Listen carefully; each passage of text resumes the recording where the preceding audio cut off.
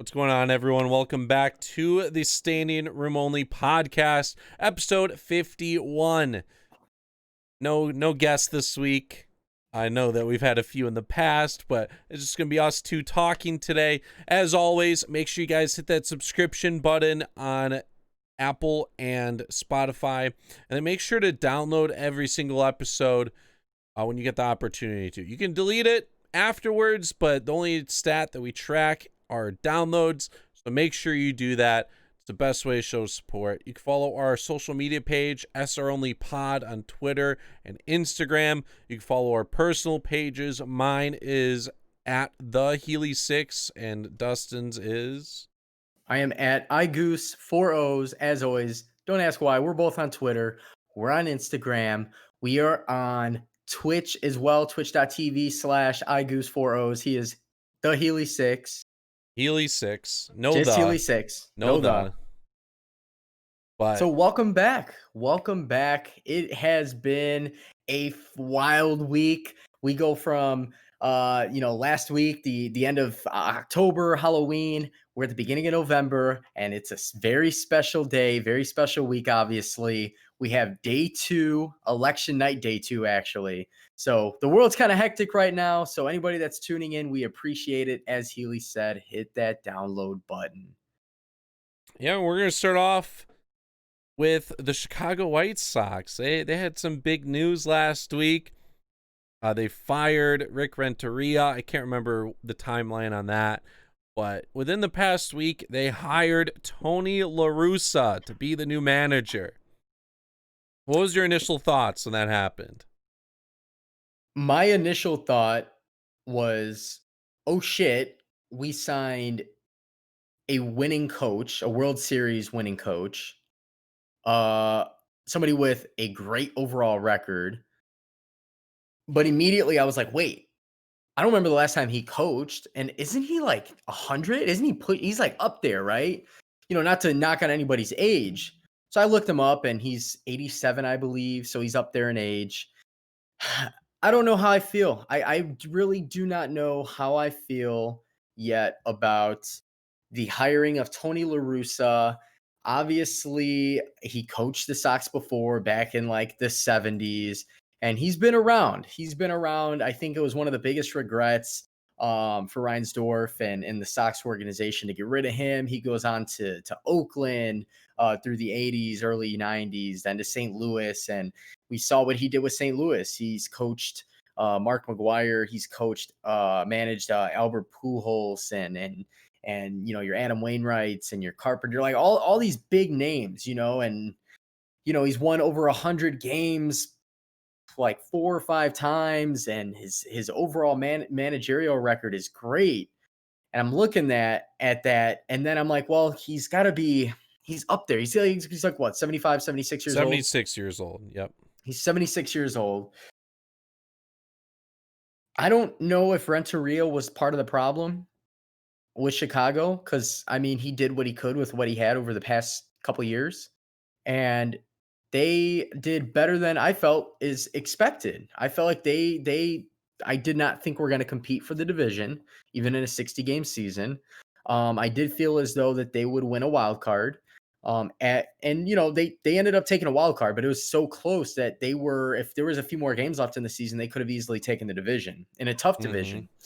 I guess I'm not, I can't say I'm upset or that I'm happy. I'm at a happy medium. I think that he's very knowledgeable and he's been around the game. It's just, you have him being, having coached from the 70s, and you have these super, super young guys. And then I'm like, well, Joe Maddon coached a very young Cubs team, and I don't want to say he's old. Like, I hate to knock anybody's age, especially when it comes to sports. But Joe Maddon did it, years after he's been coaching, and he led the Cubs to the World Series. And I think Tony La Russa has what it takes. Well, it'll be interesting to see. I know you're not a Sox fan, Healy, but what were your thoughts? I did not like the decision at all. I get what he's done. He was with a great organization.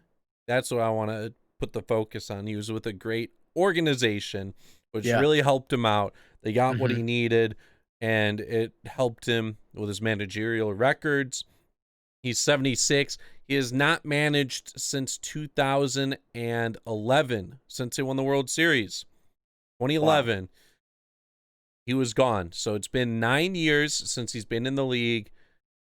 The game's changed so much. Even 10 years ago, you'd see guys throw 7, 8 innings. Mainly 6 or 7 would be a good average. Now you're seeing guys go like 4 innings, 5 innings. And that's like the happy medium for pitching. And his play style just doesn't do it. Also, I don't really like his like values and stuff, what he does with the ball club. And he wasn't really a big like bat flip guy. He's a big like respect the game type of person. And with the White Sox, they aren't that team. They have a bunch of young guys who love playing the game, doing the bat flips. If he adjusts to that, okay, sure. Good for him. Like he changed his ways, he adapted. That's what you're supposed to do. But if he's stubborn and still like how he was before, that would be a problem. Rick Renteria, I think he would have been gone regardless. The same thing happened with the Cubs. The Cubs hired him on for like 4 years, and then they got an opportunity with Joe Maddon. So they're like, you know what? You're fired. You're out of here. You did mention Joe Maddon. He had like a weird style, though. As we saw with the Cubs, he did the same thing with the Rays. He's good with younger teams because he just loves mixing it up and keeping you on your toes, playing the matchups. He's kind of built for like today's style of game. He's not like a traditional style coach. It's just so odd, especially with AJ Hinch getting signed to the Tigers. He should have been the manager you went for, not Tony La Russa. I feel like this is a decision where Jerry, as you said, fired him years ago. It was the one that got away. And he finally had the opportunity just to like complete it because he regretted it. So he's like, you know what? Come back, buddy. Come to the White Sox. And it signed him instead of just going with like the actual reason to get a better manager for today's game. Yeah.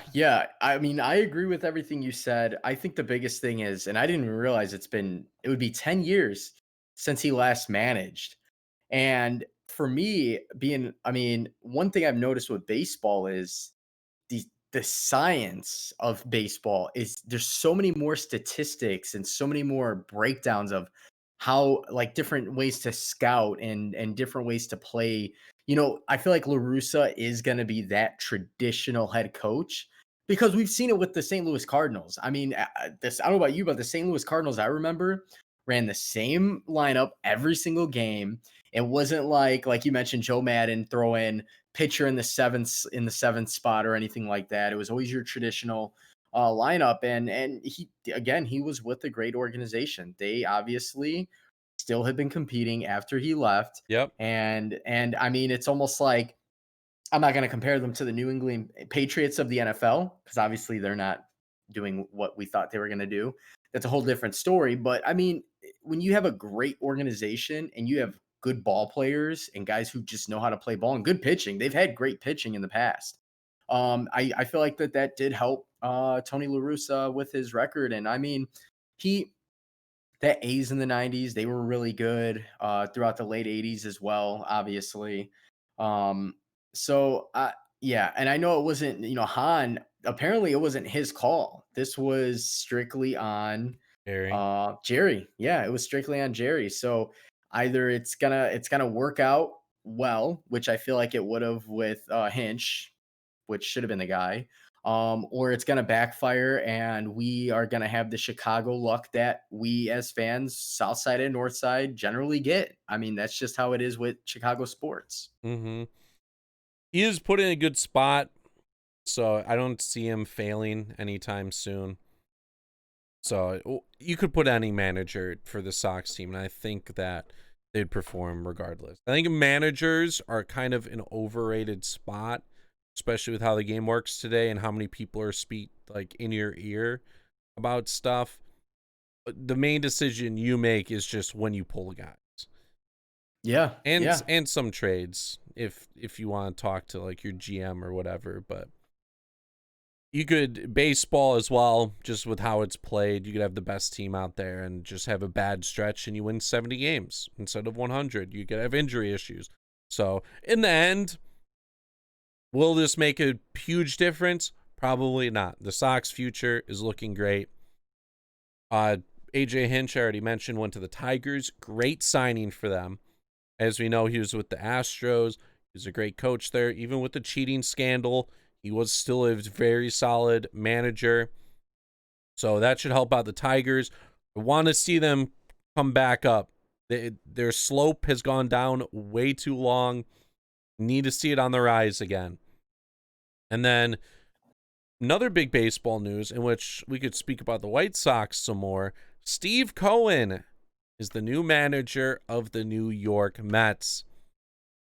And he's the richest new manager. Did I say manager or owner? I think it's you said manager. All right. Yeah. He's the new owner. We've been speaking about managers too long. New owner of the New York Mets. He bought them. I don't know the exact amount, but this dude, he has the most money out of every single owner in baseball. So he's number one. If you combine 2, 3, and 4, they will all combined have less money than Steve Cohen.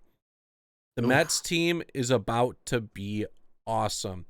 And I mentioned the White Sox transitioning into this. There was a couple teams that denied it. I think it was 26-4 in favor of like allowing him to buy the Mets. Jerry Reinsdorf was one of the guys that said, nah, nope, don't buy it. I can't remember his reason why, but it's pretty dumb. I think it's just because he has a lot of money and some stupid baseball stuff. But Steve Cohen, he's already done wonders with the Mets, and he's barely owned them. So all the employees that took a pay cut early on in the year, he paid the difference for that. So he paid all the employees. He's spent 24 point something million dollars for like areas around the Mets, like in Queens and stuff, for charities and whatnot, and different facilities. So he's all in on the New York Mets. He's helping them out a lot. He's there for the employees. He's there for the area around it. And he wants to make them the Dodgers of the East, or technically like the Yankees, where he's going to go out and he's going to spend money. He came in at a perfect time as well. Every owner this year lost money. Who didn't? Steve Cohen. Why? Because he just got in the game. So every owner's losing money, and it's free agency time. They aren't going to want to spend money. Steve Cohen will. There's going to be a lot of free agents, a lot of decent ones, and Steve Cohen will spend the money to get it. He has so much that their payroll should be top of major leagues over the next, like, I don't know how many years that he owns them. New York payroll in general is outrageous. It's like New York is always the market you want to play in, simply because, for one, it's New York, but it's that with baseball being kind of uncapped, or whatever you want to call it, air quotes. Yeah, he bought the team for, I think it was like $2.5 billion, which is, I mean, that's nuts, and it's gonna be worth way more anytime soon.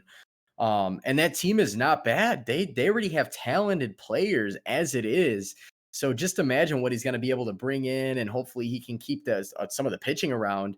Because that team, I mean, was not bad as it was. I mean, granted, they weren't a playoff team, they weren't a contender, but he's still, I mean, you could pick up, you can turn on the TV and watch them any given day, and watch, Alonso and some of the pitchers just go off. So, and the Wilpons, the owners that they got rid of, they were terrible. They were cheapskates. They treated the players like all they saw was a money value to them. So Noah Syndergaard, when Steve Cohen originally bought them, he tweeted out, he's like, oh my, like, this is awesome. We're going to have people that are a person that sees us as actual people now and will treat us with respect and stuff. because he was one that they were thinking of dealing over the past couple years, and his contract is probably going to go up soon. So like he could have left and went somewhere else.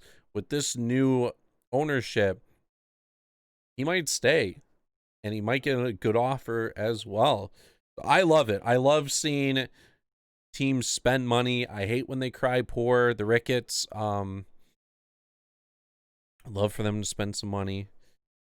And like you're playing the game. I get that you're trying to make money as well. Like it's a business, but win some championships. That's the main goal at the end of the day. It's a good way to bring in revenue. Yeah. And I would love to see the Mets become relevant because they are a New York team.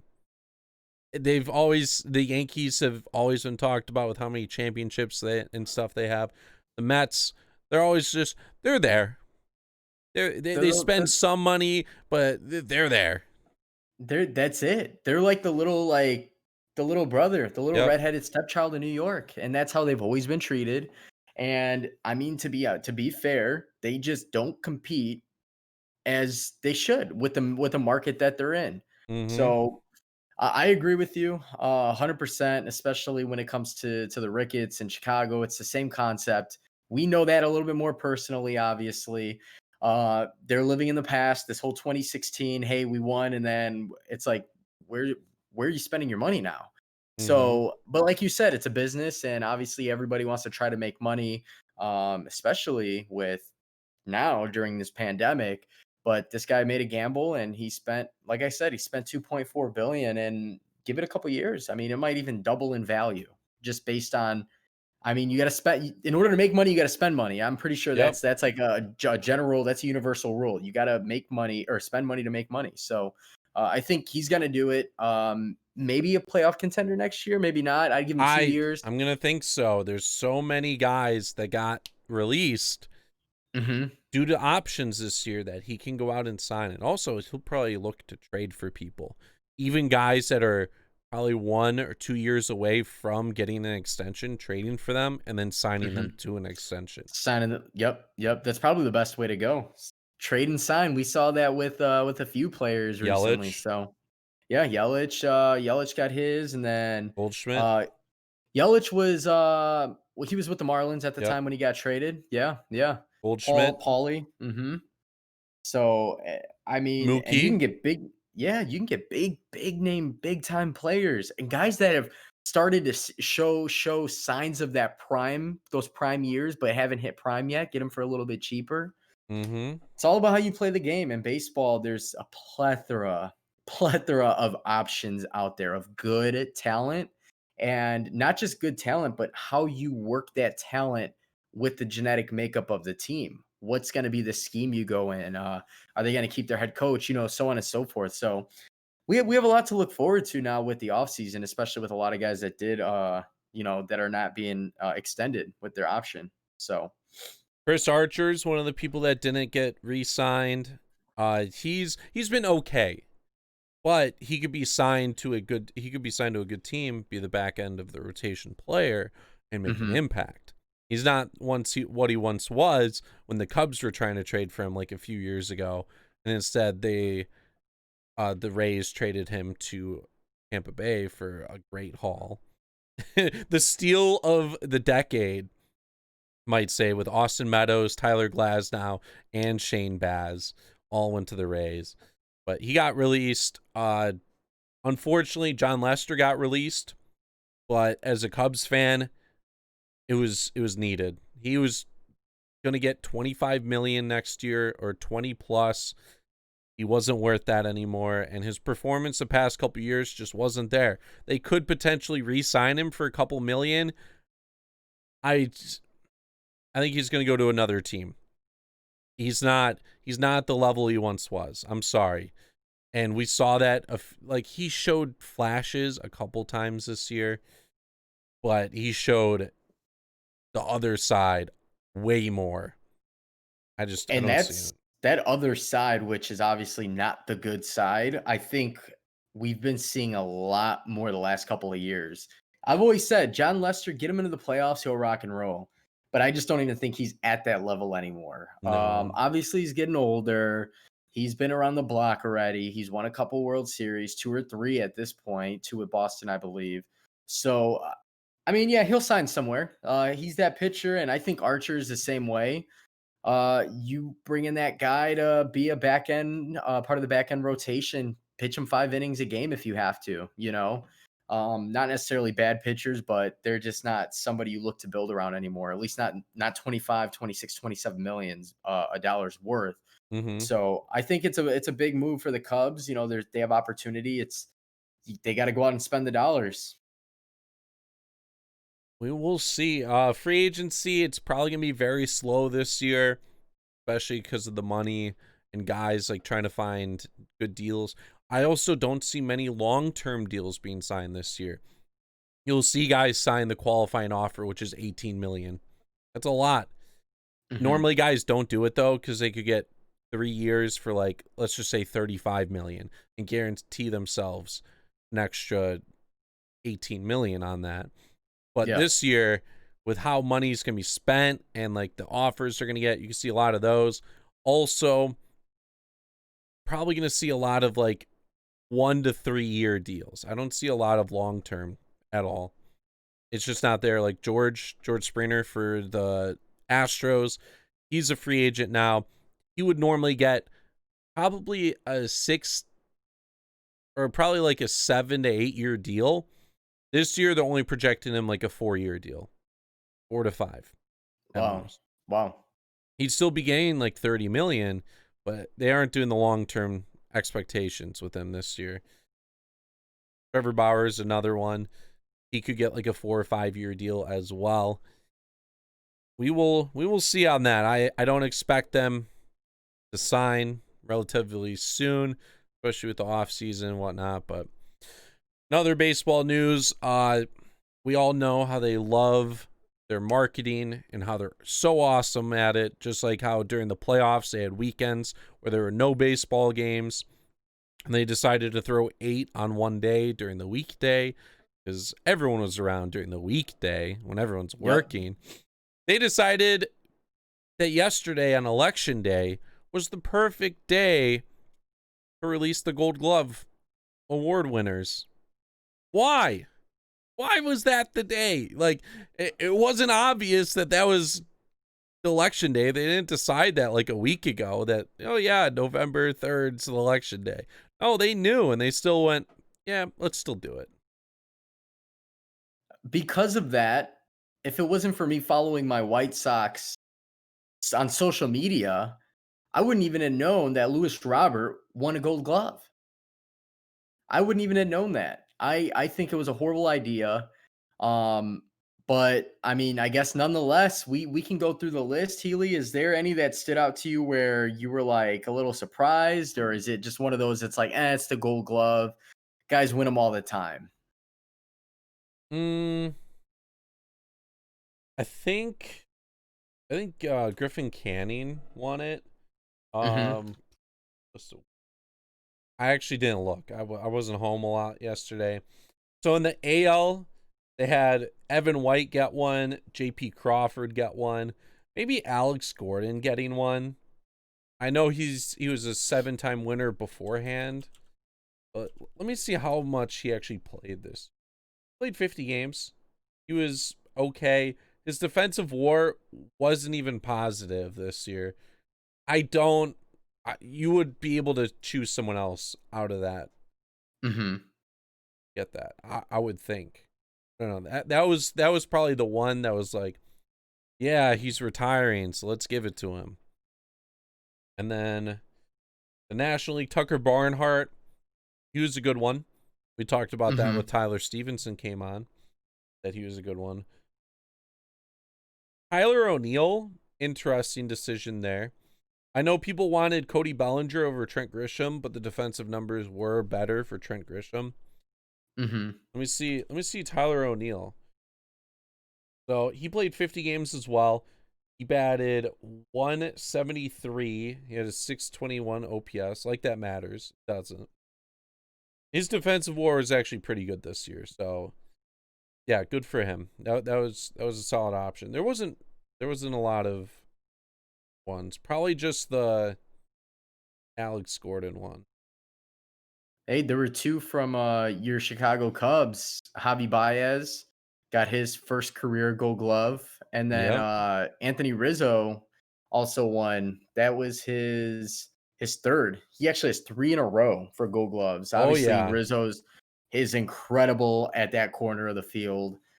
He's a big body. He just plays it well. So shout out to those guys. Yeah, Javi Baez didn't do it with the bat this year, but he still remained good with defensively. Yeah, yeah. So I'm glad that he won it. His stats over the past couple of years have shown that he's such a good defender. So I guess that's a plus. The White Sox also got one with Louis Bob. That was it though. But 3 for Mhm. Chicago, Gold Glove winners. There was one more topic I was thinking about. I can't remember it though for baseball. I think it was just Gold Glove winners, but I think the next up is going to be Silver Sluggers. That has to be soon. And then in a couple weeks they're going to do the big ones. So it'll be Cy Young, MVP. We'll get our predictions. I guess they're going to have the finalists, but they already have the finalists for that for every position. We can talk about that next week. We'll talk about Yeah. all that before the actual results happen. So be on the lookout for that. Basketball news, though. Start off with the Bulls. Another Chicago topic to start off a sport. They got their assistant coaches. Oh yeah. Maurice Got Cheeks, aka Mo Cheeks, and Josh Longstaff, which both have a history in the NBA. Mo Cheeks has spent his time coaching, been around 76ers. More recently, he was actually Billy Donovan's assistant in OKC since 2015. Great choice. Why not bring in a familiar face for Billy Donovan? And I mean, this they basically have to I'm excited. I'm excited. Let's just put it that way. They've started from the ground up with meaning from the front office down to the coaching staff. It's full of winners. Obviously, Mo Cheeks being the assistant coach to Donovan and OKC. Josh Longstaff was an assistant with the Milwaukee Bucks the last 2 seasons. And I don't know if you guys know, the Milwaukee Bucks are kind of a big deal, not just because they have Giannis, partially because they have Giannis, but they had like the best record in the NBA. If it wasn't for Giannis getting hurt, and who knows what would have happened in the playoffs. Long story short, they have coaches who have proven that they like to win games, that they can win games, and they have a very, very talented young team that they can play with. Obviously, the draft is due up in the next 2 weeks, 2 Wednesdays from today. So I'm excited. Healy, I know we talked about it before the podcast. They just keep making the right moves. And I know that it's too early to say. Assuming there's a basketball season next year, Mm-hmm. I felt like this year was a playoff year for them. Now, I don't see how they are not a 500 team without even making moves yet in the Yeah. offseason, without even making moves. Granted, yes, because they're in the East. If they're in the West, I do not see them being a playoff team. But I mean, I I don't know. What are your thoughts on the signing? I mean, Mo Cheeks to me was like eye popping because I mean he's been around the league. He's a veteran coach. I think the assistant coaches that Billy Donovan got were great. Um, I'm glad that he fired all the other assistant coaches under Jim Boylan.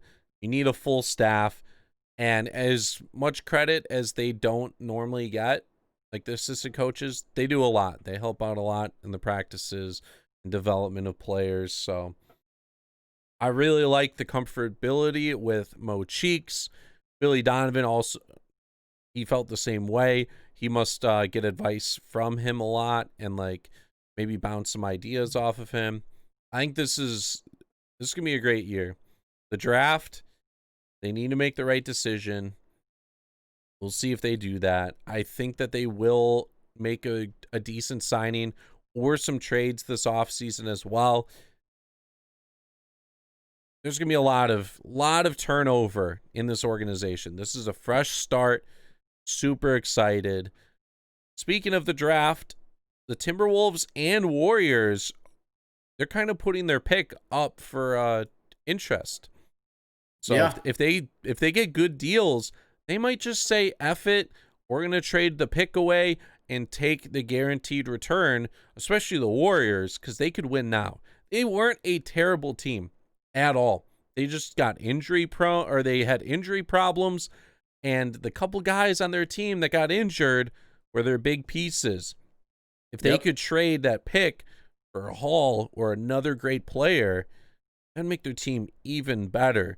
And I don't know if they're trying to draft someone. I know NBA players develop a little bit quicker, but they're in win now mode. They are trying to win next year. They're going to try to win the year after that. I don't know how long they want to wait on development of a player. Timberwolves, on the other hand, I don't know. They aren't really in a contention spot. I think they are all bluff. I think they're really just trying to see what's out there and see if they can work a deal. Well, I'm thinking that they still make the pick. I don't see how the T-Wolves get rid of that first pick. So many options. At least, I mean, if you look at the top 4, top 5, maybe 6 players in the draft. Beyond that, it's like it does fall off a little bit. And it is one of those questions, it's always, is this year's draft a bust? I mean, it's happened where we've had years where top guys come into the league. We've had Anthony Bennett's, we've had Greg Oden's, we've had guys that have come into the league that either underperform, they get hurt. And like you said, maybe it's worth toying with the idea of, hey, our picks on the block pre-draft. Let's see what offers we can get in. There's teams out there. I mean, we don't know who's on the block for Chicago. They have a 4th pick. Who's to say they don't bundle it up, a package that we hear about it all the time? Who's to Mm-hmm. say they don't bundle a package? And I would hate to see him go, but we always hear of Zach LaVine in these packages. Will the Timberwolves trade for a number 4 pick and Zach LaVine to give up their number 1 pick and maybe another player to seal the deal? Maybe they want him back. Who knows? Uh, but I mean, it would be weird to trade for him back. But he also has balled out like he's never done it, before. Mm-hmm. Um, who knows? It might be worth bundling a package and trading for the 5th pick in a player. You never know. I just don't see what Minnesota. I don't see them doing that with how young their team is. Who's really gonna trade? I mean, I don't know. Is it worth it even for Chicago to trade their 4th pick up to the 1st pick? Maybe it's not worth it. So there's so many what ifs involved when it comes to a draft. That's not just for basketball. That's any sport. You look at NFL and MLB. MLB is a little bit different because it's like 100 players get drafted. Mm-hmm. But yeah, it's the Timberwolves have a talented team, but they will not be a win now team for years. As long as the Warriors are the Warriors, as long as the Lakers are the Lakers, and the Clippers have the talent that they have, and Denver's still good, realistically, they will not be a playoff team. I don't care who they trade for, unless they somehow convince Anthony Davis to not re-sign with the Lakers, or if they can land a Giannis, if they can get a player on that, like those types of Mm-hmm. players, then I mean, realistically, they can trade for any good or above average player. They're not going to be a playoff team for at least 2 to 3 years at best. That's best case Yeah. scenario. I say you draft and you develop. Draft and develop. You have D'Angelo Russell, who has proven at a very young age, who's only 24, who's proven he knows how to score the ball. This man has ice in his veins. He has some off games. He definitely does. And they have Karl Anthony Towns, who's a veteran in the league at the age of 24, who's proven to be a great player. Build up around these guys. Maybe you score somebody okay, maybe good in the free agency, maybe not this year, maybe next year, and 2 or 3 years. I mean, if I had management or ownership of this team, I could turn this team with the 2 guys that I just named. They should be a playoff team in 3 years. a serious contending playoff team in 3 Mhm. years. Yeah, It's definitely. it's like the Kings. They fall in line. I feel like the Kings might have it a little bit better as far as talent goes.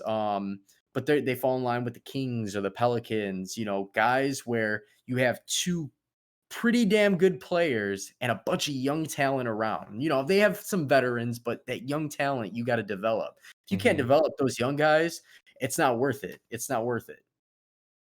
Speaking of trades, the Pelicans are looking to trade Drew Holiday. I don't know if Yes. they are like legitimately trying to get rid of him or they're trying to listen for offers right now. They do have Lonzo Ball. Drew Holiday is getting a little bit older. This team is a younger type of team. Drew Holiday also, what's his contract looking? Drew Holiday, his contract, is he getting paid a lot? Let's see. Drew Oh, Holiday he is signed a paid.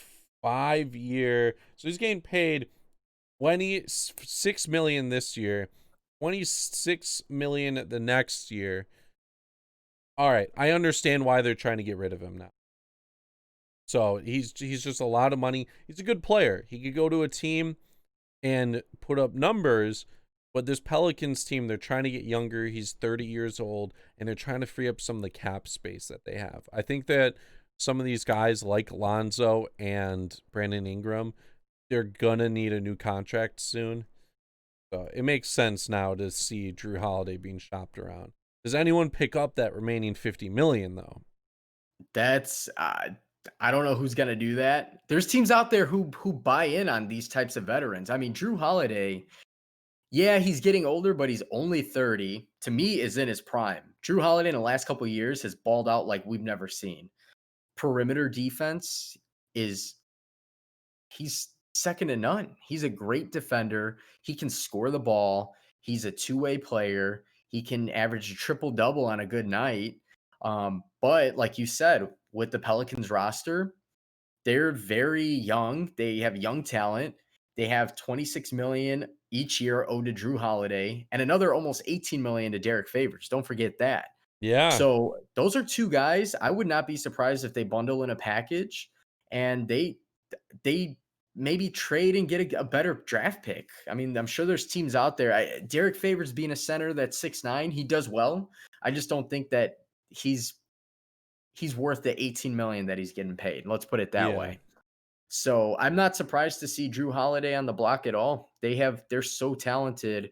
1 through 5. I still think they should stick around with him maybe another year just to see what they do. I think that they are a playoff team next year. So with Drew Holiday, you get Mm-hmm. rid of Drew Holiday. I don't know what they're gonna run. Lonzo at the 1. I don't know who they're gonna run at the 2. Maybe Etwan Moore for the time being, or they draft a 2 guard. We don't know. They do have Alexander Walker as well, so it'd be interesting to see. This is the franchise that everybody has their eyes on right now, not just because of Zion, but because of Lonzo Ball, because of Brandon Ingram, 23, 22-year-olds, guys who are super young with the potential, super high ceiling. So we'll see what ends up happening with Drew Holiday there. I wouldn't be upset if the Bulls trade for him, but I just don't think that it's worth giving up Zach LaVine for a Drew Holiday, personally. I Their don't either. contracts, No the way. contracts, it's not. I could see if maybe Drew Holiday is getting paid 10 million because then you can offset the contract that LaVine has. But 26 million, it's not worth it as a Bulls fan. Especially because they already have Otto Porter on the team. Yeah, exactly. Like Otto Porter, who's I would totally take the swap for Drew Holiday and Otto Porter because Drew Holiday would actually put up work and do numbers for the amount of money that we're paying him. Otto Porter, I don't think he really impacts the Bulls for what they're paying him. And he only has 1 year left on his deal. The Pelicans could get that. But in my head, I was originally thinking like, all right, what scenarios do the Bulls have to actually trade for Holiday? And then the more I thought about it, the less realistic it really seemed. Mhm, mhm. Yeah, I just don't know what they're gonna do. Like, I feel like if you're gonna bundle there's gotta be so many teams that want a Zach LaVine. This is a guy I just keep thinking. I get flat every time I hear his name. I get flashes in my brain of that game against the Hornets, that comeback where Yep.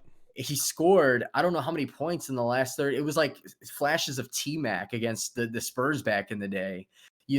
I watched that game. I was at like a local like pub or I don't even know where I was. I just remember going off. Like I was the only person in the building watching the game and nobody really caught what happened. And it was just like the steal, the three, the dagger to win the game. I'm like, this dude is he's not just a playmaker, but he's a game changer. And being as young as he is, if he's really being shopped, I don't know if it's for Drew Holiday. No, not It at just all. can't be. It just can't be. So over the next couple weeks, we will see. It's the draft, and then free agency opens up, right? It is the draft, yes, on the 18th, and then the NBA free agency does start on, let's see.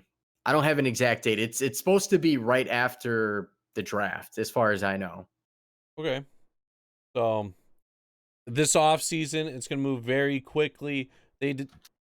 Are somewhat agreeing to starting in December instead of January. The NBA had like two proposals. One was in December, one is in January.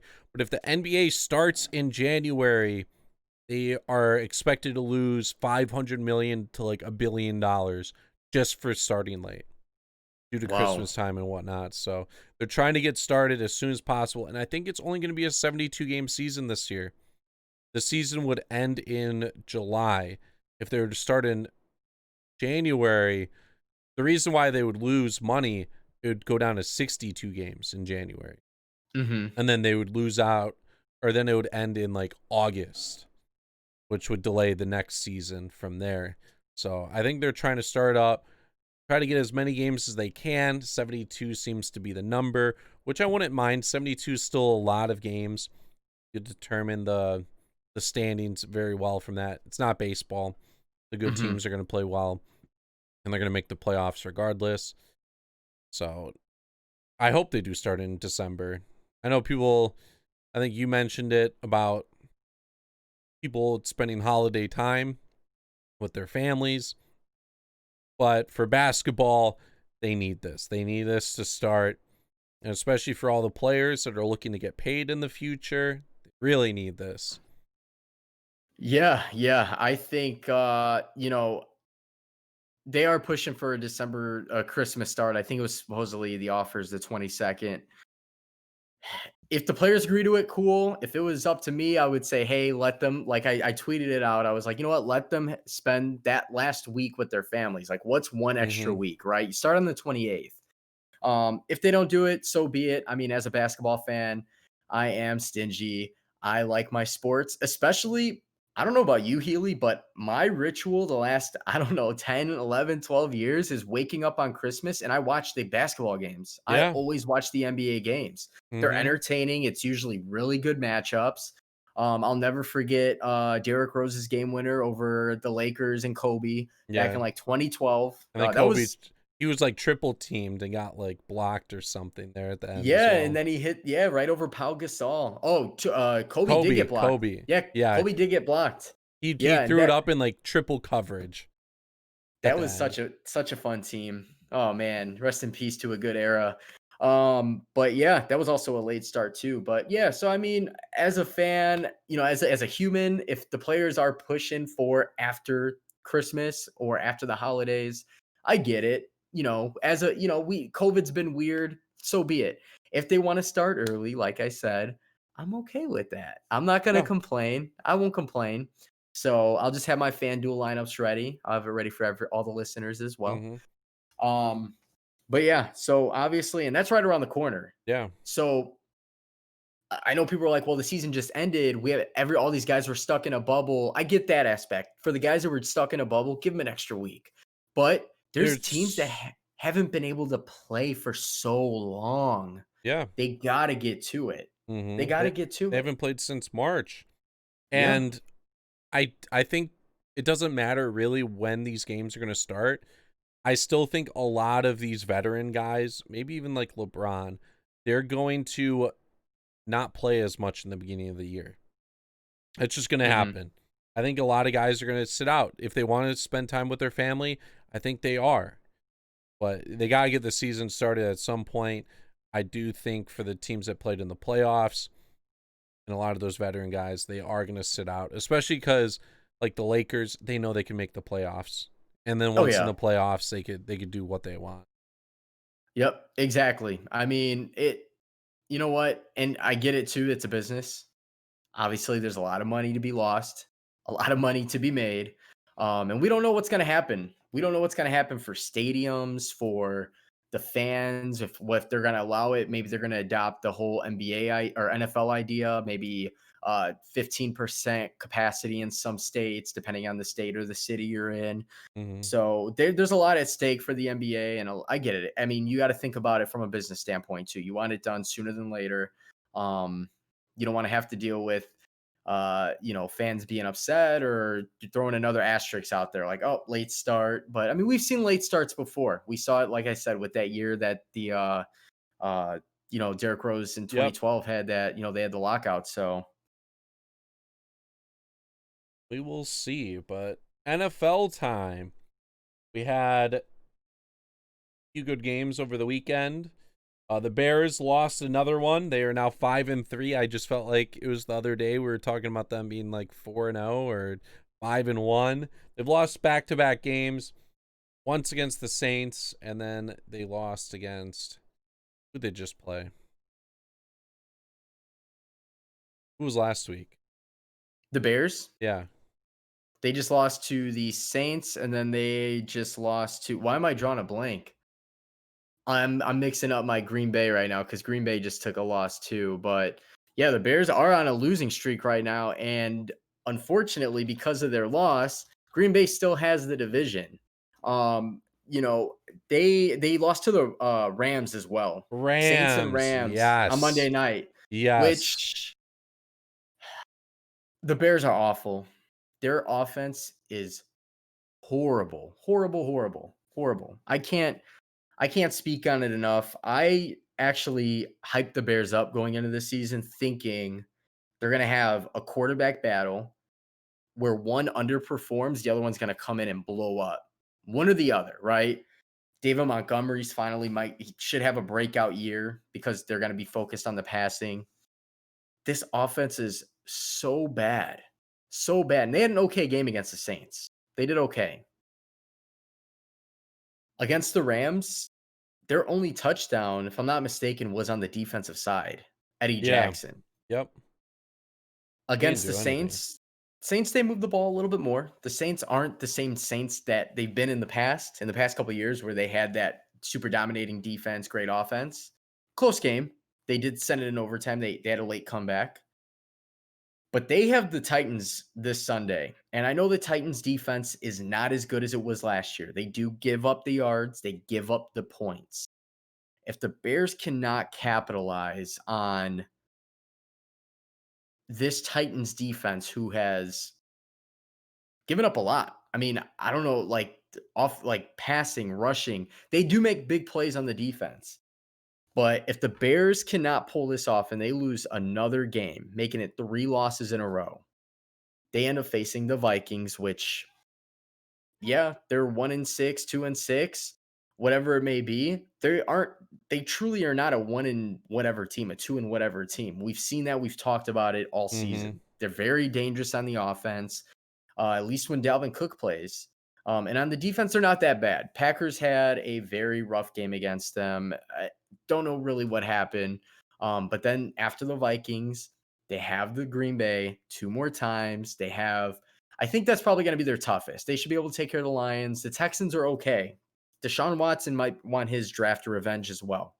So we'll see what ends up happening there. But I, I feel like with the way they've been playing and with their matchup this weekend, I feel like this matchup is going to really decide which path they go down, despite them already being on a 2-game losing streak. Yeah, I think I said they could go 5-5 like the remainder of the year when they were 5-1, and they Hmm. could be 10-6 and be a great team. So far, they're 0-2, so they need to go 5-3 the remainder of the year, which doesn't seem bad. After this loss, they would have to go 5-2. They are looking more like an 8-8 team though, which would be so unfortunate. And honestly, I think Matt Nagy is on the hot seat this year. If they make the Absolutely. playoff, even if they make the playoffs, he's on the hot seat. Or he just has to give up his offensive coaching, his offensive play calling, because it's not it. I thought it was It's a quarterback horrible. problem. And then they brought in Nick Foles. And guess what? It's the same issue. It's just Nick Foles can't run. The, Yeah. the offense is so bad. And Nick True. Foles even said during the LA Rams broadcast, he's like, you know what? Like, I know sometimes when Nagy calls a play, and I know it's not even going to work. The offensive line is terrible. Yes, they do need to rebuild that, but their play calling is also worse, and it doesn't look good at all. Yeah. Apparently, he took that statement back. Apparently, he didn't say it. But I've heard from many people, including you and some others, that he legit said that. And that says a lot. You're talking about a veteran quarterback, Super Bowl winning quarterback. To say that, it's clear as day. It's clear as day. You know it's bad when you're plus minus. So you're 5-3. You're plus minus for points scored versus points against. You're under by 5 points. You scored 161 points, Mm-hmm. which there's only very few teams worse than that. The Washington football team, the New York Giants, and that's it in the NFC. I mean, those are as bad as they get, these teams. Yeah. I don't care how good your defense is. I think the Bears defense is great. They're way above average. I think that they have a top-notch defense. They have some of the best pass rushers. They have one of the best safeties in the game, Eddie Jackson. Kyle Fuller turned it around. This is a dude that used to get burnt all the time by Green Yeah. Bay. And now all of a sudden you're like, whoa, Kyle Fuller is only allowing what percent of passes to be caught? Like he's like leading the league or he's top 3 in the league and he's making the right plays. This is a kid who learned. He studied the film and he worked hard. And you have good pieces all over the defense. And Mm-hmm. then the offense gets the ball. The defense is like, son of a bitch. Again, 3 and outs. You're not moving the ball. The defense is on their heels because anybody who watches football knows it's a game of chess. It's all about field position. When you have a good defense and a semi-okay special teams, it's constant. How do we manage to get 3 points? And it all comes down to, unfortunately, the Bears defense has to play great every single game, or they wouldn't even be a 5-3 team at all. They would be probably what they would be what the Vikings are. Mm-hmm. Uh, Speaking of Kyle Fuller and how he used to be bad, Kyle Long tweeted a couple weeks ago about Fuller, because Kyle Long's a big golfer. He knows Kyle Fuller's a big golfer, and he said his game changed when he started playing golf, because I saw that. he was able to like look at it and like really focus on every aspect of that game, and he took it and moved it to football as well to focus on every single aspect of that to get better. I saw that tweet. I saw that tweet from Kyle Long, and he swears by it that golf actually. I mean, golf's a very interesting sport. Anybody who's ever golfed, maybe once, you probably hate it, but there's a science to golf, and it's a work of art. And yeah. I mean, when he said that, I was like, you know what, that makes sense. Maybe it is. It taught him to look at the game completely different. I mean, when it comes to golf, everything factors in. It's not just you and a club and a ball. You got to Mm-hmm. factor in the weather. You got to factor in the grass, maybe the turf or the green, whatever you want to call it. The club. All of that. Yeah, and how you approach every single shot. So that was a good point out by Kyle Long in that with that tweet, and that kind of raised some eyebrows. I was like, man, I wonder how many guys actually, because you always hear about players in any league, they golf in their spare time, and I wonder if it's because they think golf is fun or if it's because it helps them alleviate some of the problems they have in their actual sport. So The Steelers, they are the lone remaining undefeated team. They took down the Baltimore Ravens, who the Ravens did sign Des Bryant. Hopefully we'll see him play soon. But Pittsburgh, they're looking to remain undefeated this weekend. They're going up against the Dallas Cowboys. I think they still remain undefeated after this weekend.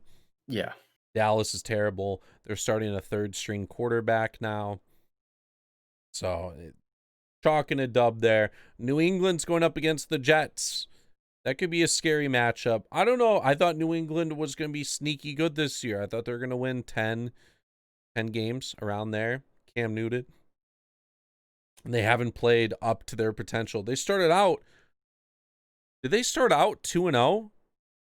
Or was it I'm what? pretty I think sure they were 1-0, and then they faced Seattle, and then they went 1-1. I think they started out 2-1, and they've lost like their past 4 games. and they could have beat Seattle. They were playing great football. The defense was doing its job, and Cam Newton wasn't bad. I think he had like 4 rushing touchdowns in the first 2 games or something crazy. Or Mm-hmm. maybe in the first 3 games, he had like 4 or 5. And then that Kansas City loss after Vegas. So week 4, they lost to Kansas City. They go on a bye week. Heartbreaking loss to Denver. It was a 6-point game. I think it was all field goals. They get destroyed by the Niners, and then they did lose by 3 against Buffalo. You know, that game was actually not a bad game. I give them credit. Buffalo's really good. I know Yeah. Buffalo has been struggling the last couple of games, but Buffalo has the talent, offensively and defensively. The Jets, they should win. You would hope. If they don't win, then they're stick a fork in them. The end of an era is now. But with that matchup, they do have New England favorited by 7 points. I think they should be able to pull off the 7-point spread, like 31 to at least 21. I call it a 10-point game. I figured it's probably going to be a low scoring game. It all depends on the type of Cam Newton we get. The Jets, obviously, we don't know what the quarterback situation is ever on any given Sunday. So I can tell you it's a game I do not plan to watch. For FanDuel purposes, I can't even go with any players in this game. Uh, New England, though, it's a must win considering the division that they are in. With the extra wild card this year, they still have a chance. They still have a fighting chance. Obviously Miami's in second place. They're 4-3.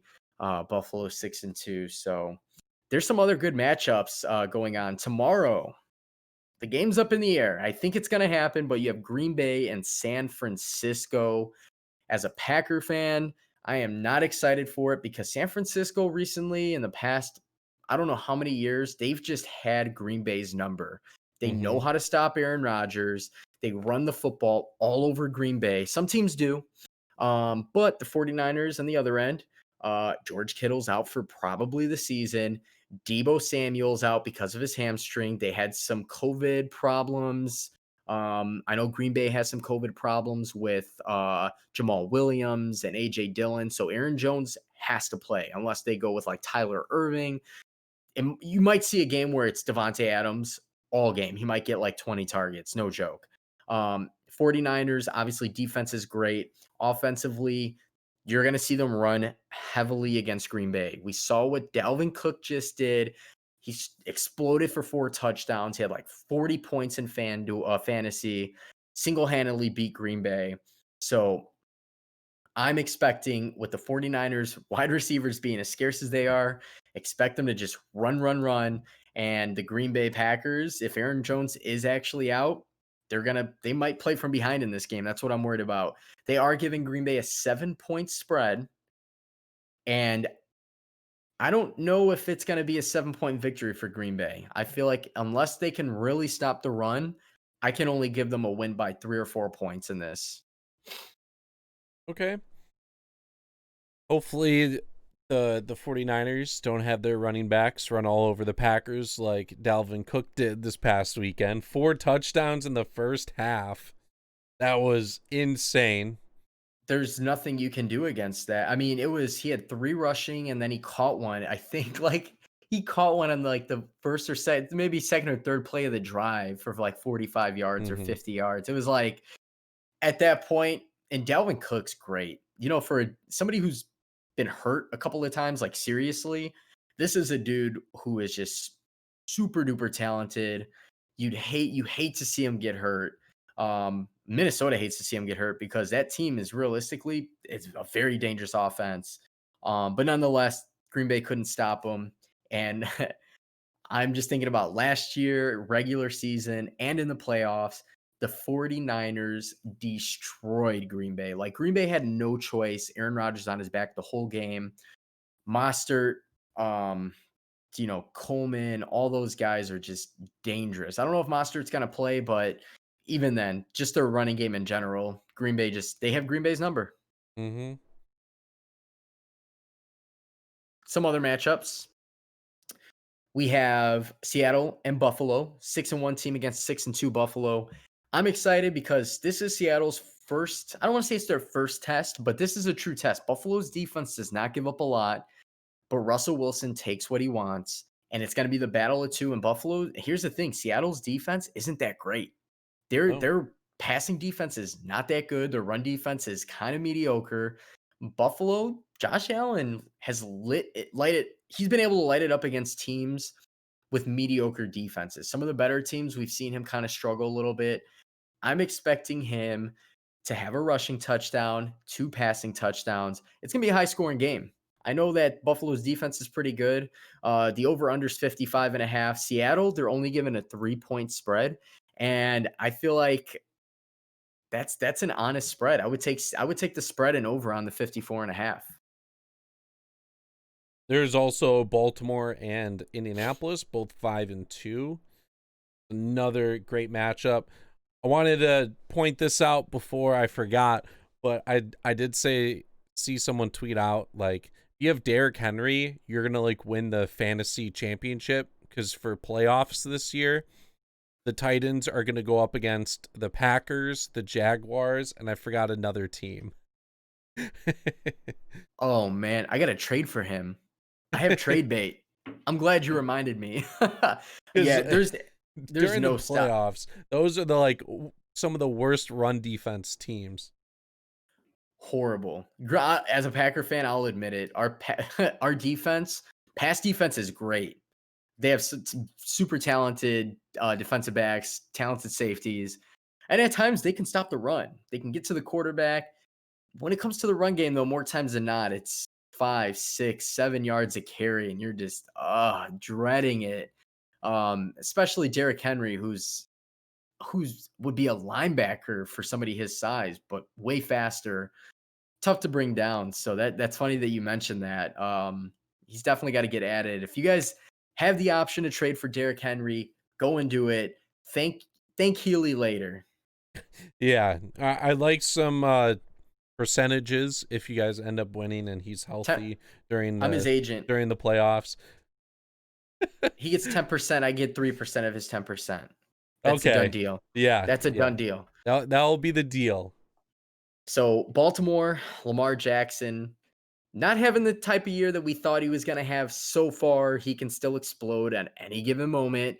Just an FYI, he's only worth like 8,000 in FanDuel this week because of the Colts' stellar defense. I say you play him.